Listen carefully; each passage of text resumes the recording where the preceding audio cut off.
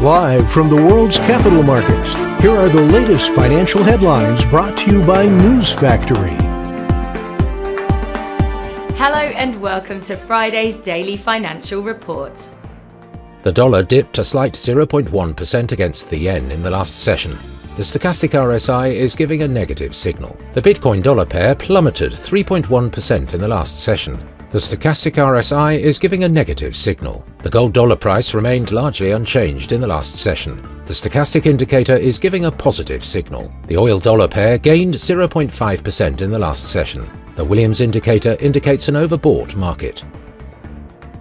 And now let's hear what our chief analyst picked up for us today.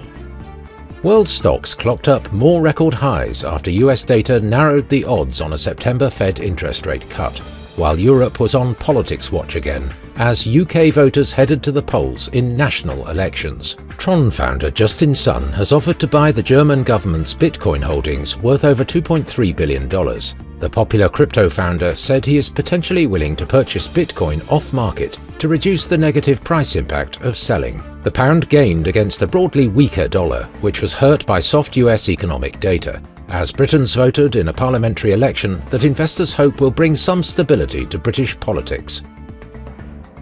Those were today's major economic events, and now moving on to world financial headlines. The US average hourly earnings will be released at 12:30 GMT, the US non-farm payrolls at 12:30 GMT, Germany's industrial production at 6 GMT. Italy's retail sales will be released at 8 GMT. Japan's coincident index at 5 GMT. Japan's leading economic index at 5 GMT. We hope that you've enjoyed Friday's Market Outlook. On behalf of all of us here, we wish you a productive trading day.